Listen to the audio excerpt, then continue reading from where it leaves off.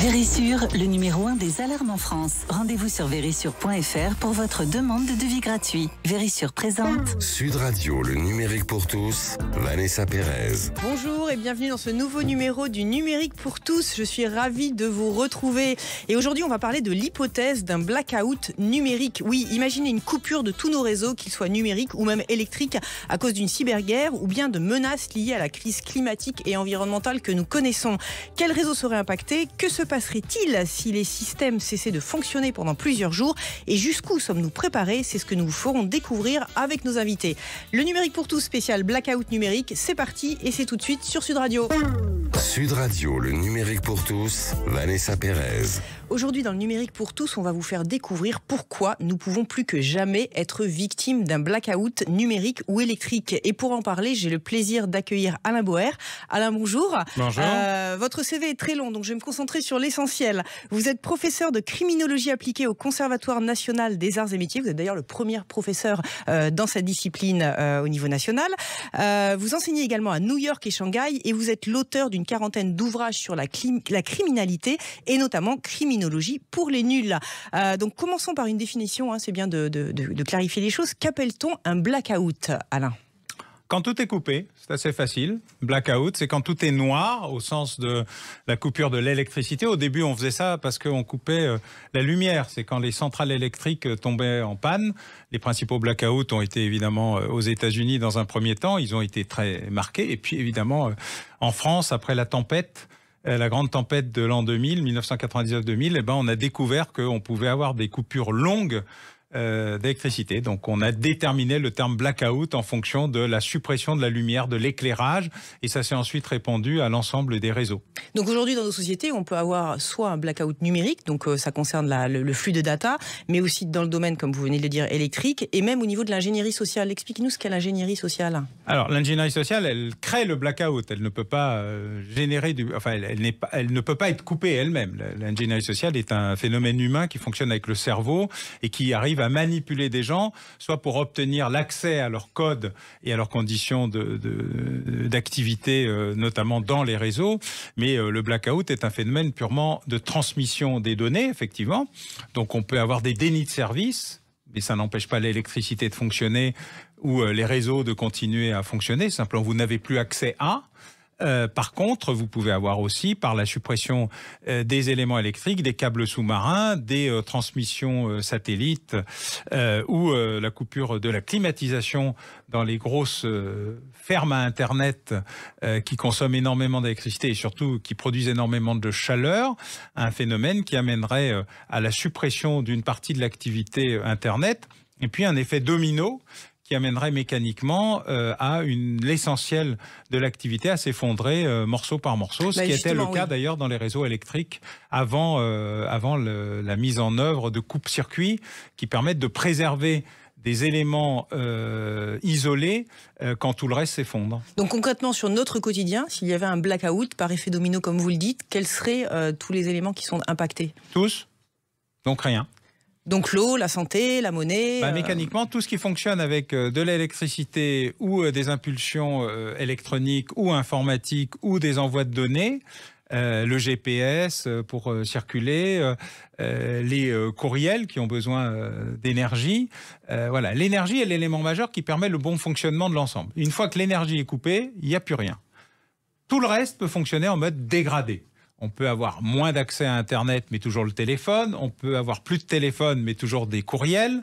On n'aura plus de SMS. Bref, on a une série de morceaux, de briques qui peuvent continuer à fonctionner en mode dit dégradé. Puis quelques pays ont créé des outils visant à avoir un Internet déconnectable. La Corée du Nord, la Chine, la Russie, l'Iran ont décider d'avoir des éléments qui pourraient vivre par eux-mêmes parce qu'ils sont totalement contrôlés par l'État, censurés par l'État, et qu'ils peuvent donc fonctionner en mode dégradé autonome, mais au niveau d'un État et pas simplement au niveau d'une organisation, d'un dispositif, d'une entreprise ou d'un ministère. Voilà. Donc, un certain nombre de ministères en France peuvent fonctionner selon ce mode dégradé, la protection civile, le ministère de l'Intérieur, une partie du ministère de la Défense, mais l'essentiel des activités humaines serait impacté largement par un blackout. Alors justement, vous le disiez, dans quelle mesure nos dépendances aux services qui sont critiques sont appréhendées par nos dirigeants? Parce qu'on a eu là récemment, ces derniers mois, beaucoup d'occurrences de ce type d'attaque.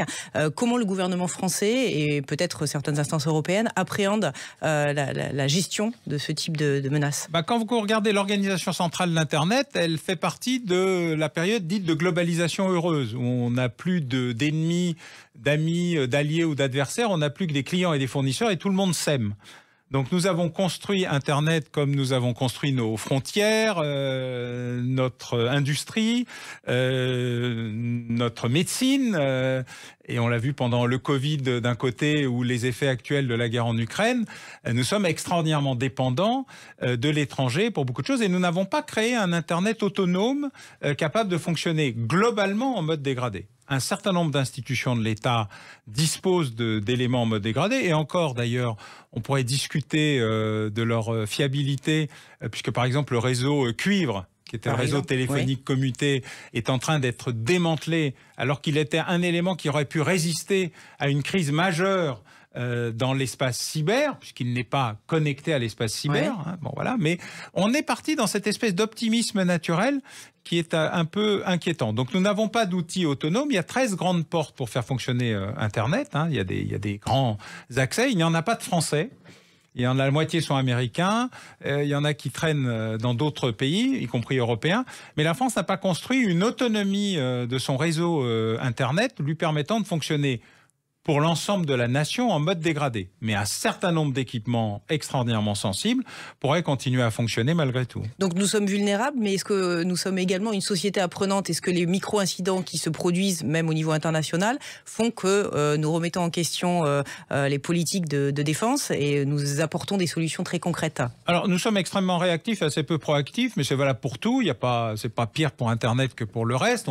On réapprend des choses. On réapprend que vaut mieux avoir les masques à la maison que de les faire arriver d'un pays qui n'en a lui-même plus de capacité d'exportation parce qu'il est touché par la même crise. On réapprend à réindustrialiser, on réapprend à retrouver des éléments médicaments, on réapprend à rouvrir nos usines de munitions ou de fabrication d'armement, on réapprend à être autonome ou indépendant, mais ça dure très longtemps. Et en général, on réapprend après la crise et jamais avant la crise. Alors, pour ce qui est de l'espace cyber ou Internet, alors je rappelle souvent que cyber, c'est pas que de l'informatique, hein, c'est moitié ingénierie technologique avec des ingénieurs, mais moitié ingénierie sociale avec des gens qui apprennent à manipuler d'autres gens. Et donc il y a deux outils de préparation, d'anticipation et de sécurisation des espaces.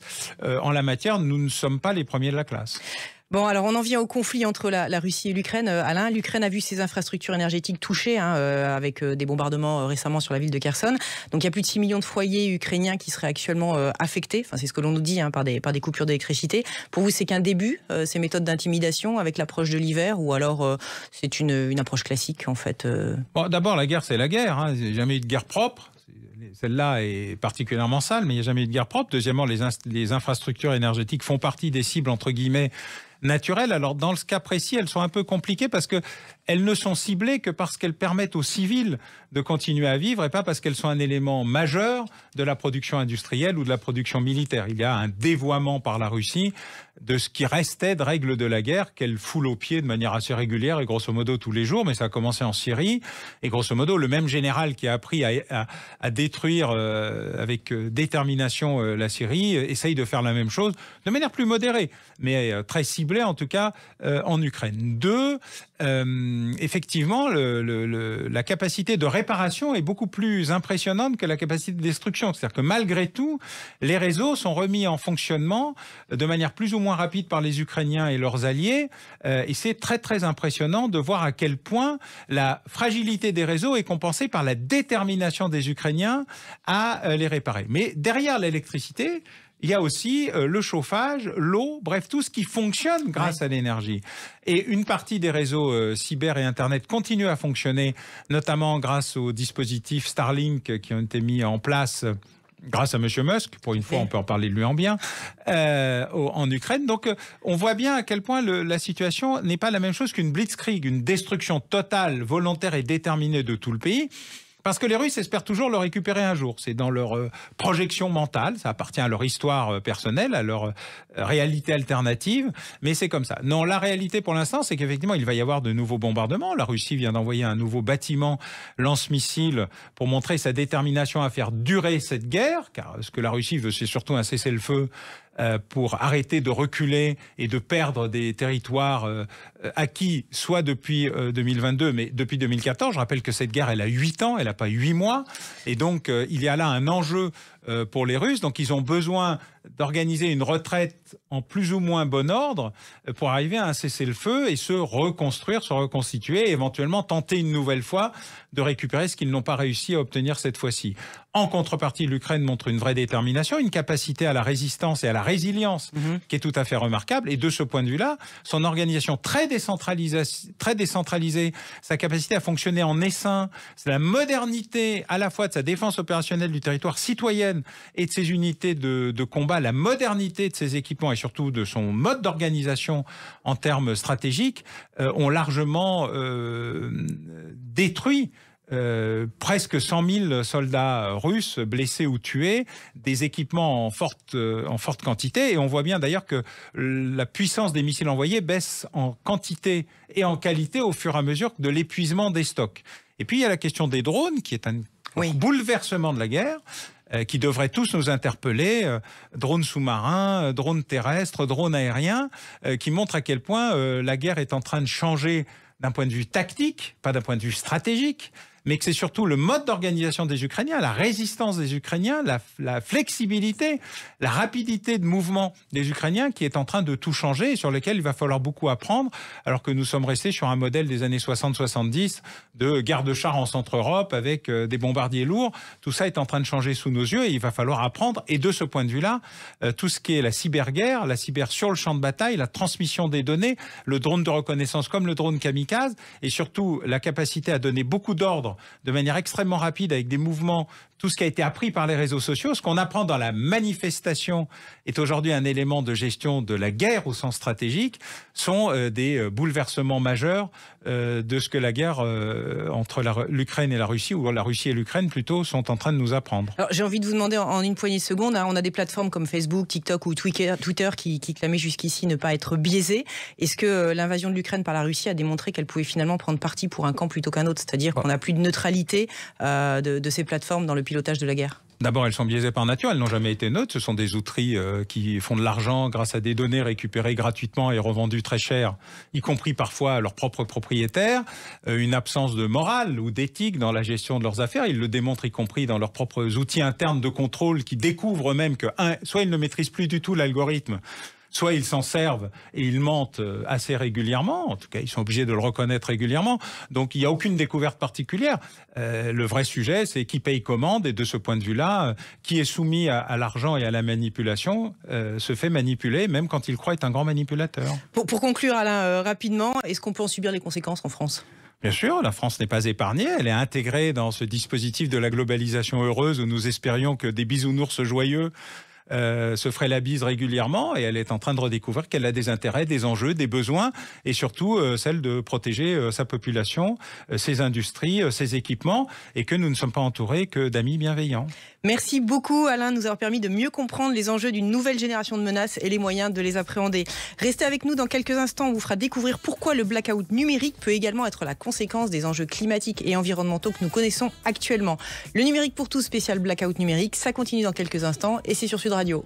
Et sur le numéro 1 des alarmes en France. Rendez-vous sur Verisure.fr pour votre demande de devis gratuit. Verisure présente. Sud Radio, le numérique pour tous, Vanessa Pérez.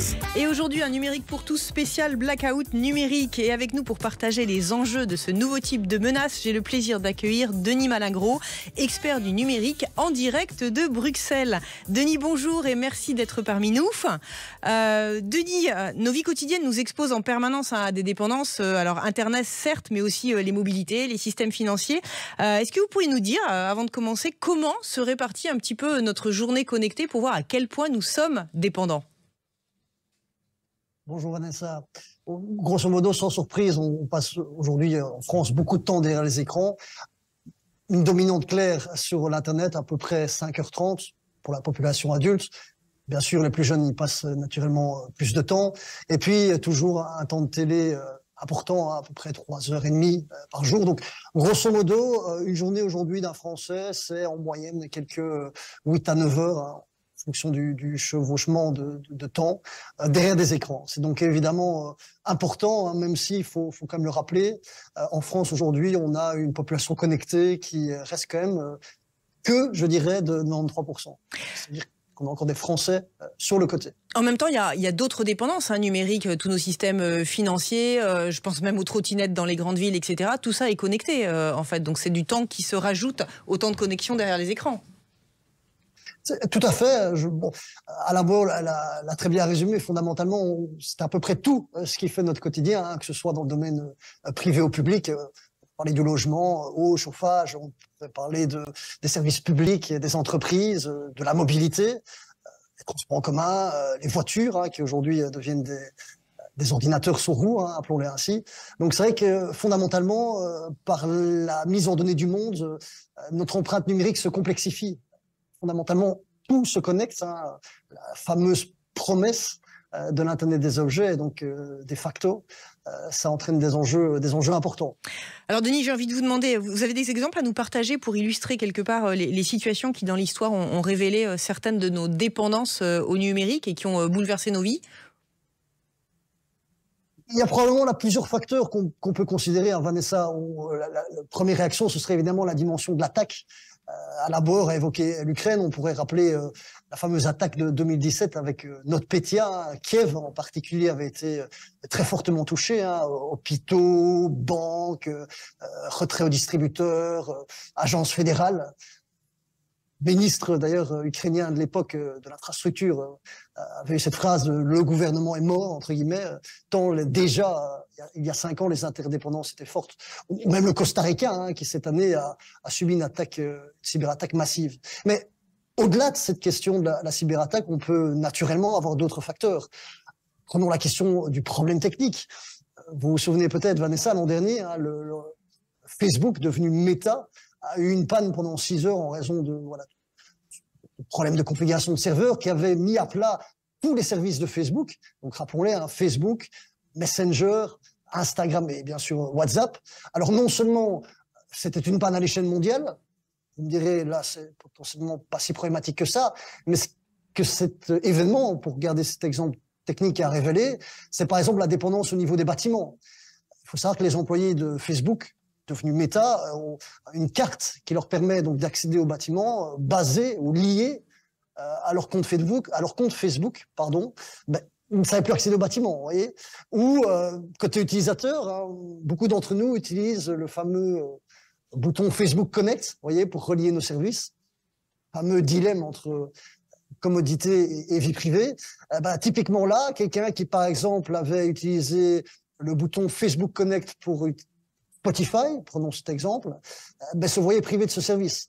Donc, vous voyez, un bug technique peut vraiment avoir un effet rebond important, en particulier en France. Hein, si vous regardez les plateformes sociales les plus utilisées, on a une forte concentration sur les services de Facebook. Les 4 services de Facebook aujourd'hui sont les plus populaires. Donc voilà un exemple sur le plan technique. Prenons un deuxième peut-être. Oui, rapidement, parce qu'on a pas mal de questions, Denis. Mais Tesla, c'est un cas intéressant, donc je voudrais vraiment le partager. Tesla, il y a quelques mois, a eu un souci avec son logiciel. Hein. Je vous disais, la voiture devient un ordinateur sur roue. Eh ben, des propriétaires de Tesla n'étaient plus en capacité d'accéder à leur propre voiture. Ou plus récemment d'ailleurs, des voitures Tesla ont été rappelées par centaines de milliers en raison de problèmes liés au logiciel qui empêchent les phares arrière ou l'airbag de se déployer correctement. Donc, vous voyez, la nature des interdépendances peut être très forte et parfois un problème technique peut avoir des conséquences non négligeables. Alors, je vois bien, mais alors, est-ce qu'il y a des garde-fous qu'on peut mettre en place dès lors que le blackout n'est pas uniquement le fait d'un État, mais celui d'une organisation privée? On a eu récemment même le cas de certaines plateformes de crypto. Comment on peut se prémunir de ça, Denis? Alors, fondamentalement, c'est une évidence de rappeler qu'il y a des enjeux d'hygiène numérique absolument fondamentaux. Comment assurer auprès du plus grand nombre, et alors chacun a sa partition à jouer, mais l'État aussi, par la législation, doit pouvoir intervenir, permettre des mesures d'hygiène numérique suffisantes. De nouvelles études récentes sont sorties sur les comportements numériques des Français en matière de mots de passe. Manifestement, on continue là à être dans des pratiques qui sont malheureusement problématiques, et chaque jour un peu plus avec l'interconnexion du monde. Ça, c'est une chose. J'ai parlé de méta. La question de la centralisation. Quand on centralise au maximum nos services en tant que citoyen, on s'expose en cas d'attaque ou de bug technique à une privation de service. Alors, si c'est Spotify, ça n'est pas très problématique, mais si c'est l'accès à un bâtiment dans un hôpital, ça peut l'être d'autant plus.